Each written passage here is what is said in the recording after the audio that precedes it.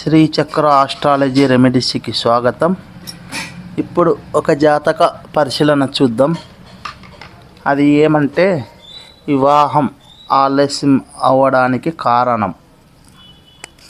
నేను ఇక్కడ ఒక డేట్ ఆఫ్ బర్త్ ఇస్తున్నాను. 12వ తారీఖు 1వ నెల 1987 సంవత్సరం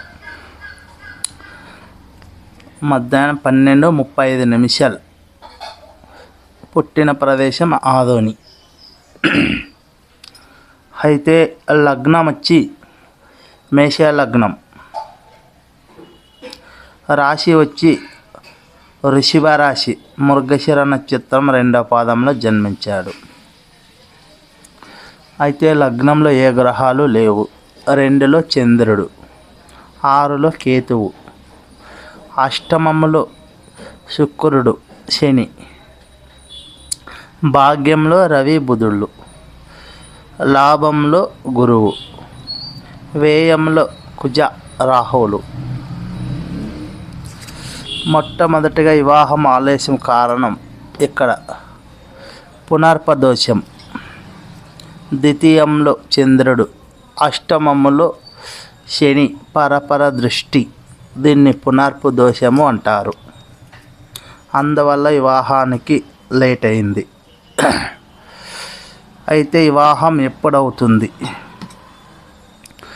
గురు మహాదశ 2009 నుంచి 2025 వరకు ఉంది.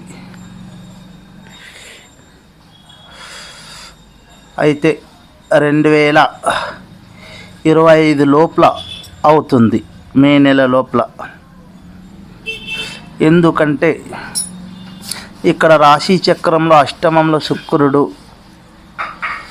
గోచారంలో గురువు వృషభంలోకి వచ్చి తన 7వ దృష్టితో శుక్రుని చూడడము.